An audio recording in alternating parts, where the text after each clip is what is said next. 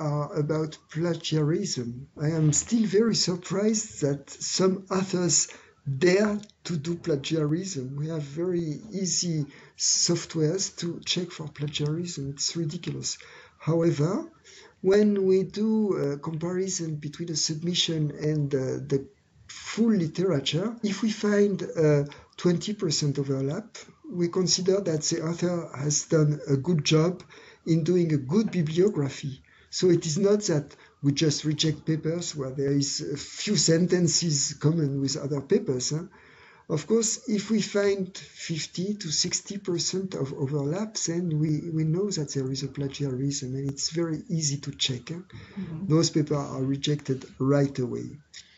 Then it happens that some papers lack maturity. The authors just downloaded some data from the web and went through with very easy ways to analyze data. They need some more maturity. Anytime it happens, I try to help the authors with my pool of editors, and we give advices. Please look in this direction, take those data, look at this instrument which is in your country, and so on, so that the papers and the work become more mature and they are able to submit a successful paper. And of course, we reject paper when there is obvious errors in the papers, and our reviewers are very good in finding errors. And finally, sometimes papers are rejected because of lack of novelty. Altogether, it means that we reject about 45% of the submissions in the regular issue. In the topical issues, the rate is a bit less than 20% because then the topics is more focused and the community is smaller, and very often the topical issues are the effect of some meetings where people were working all together, and so it is normal that the rate of the rejection is smaller. So, but in the regular issue, just based on those.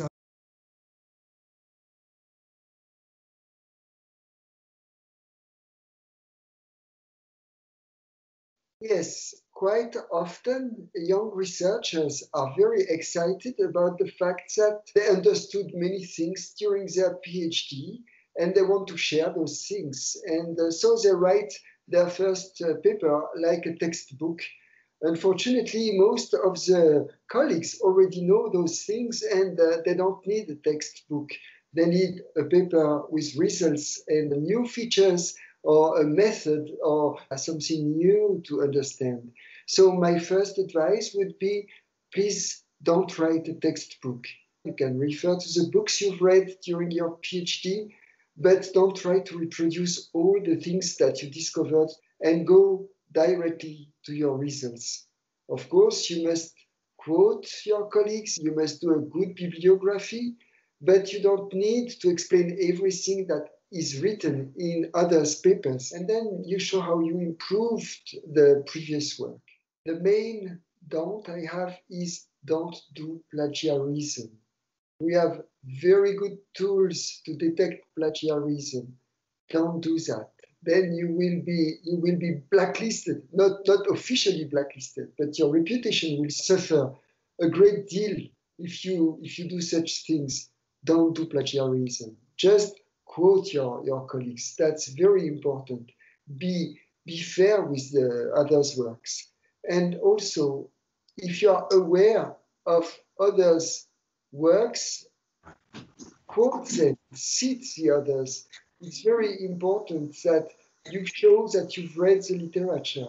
Don't try to hide that other colleagues already did something that you are trying to do. Then there is another advice that I would like to give. If you don't understand some things that you've discovered, some data, some results that you had comparing data with a model, just don't try to hide or to invent fake things.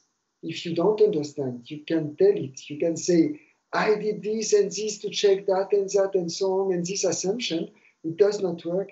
I don't know why, but it's something interesting. I tried everything I could, it does not work, but show it. Don't try to hide your ignorance.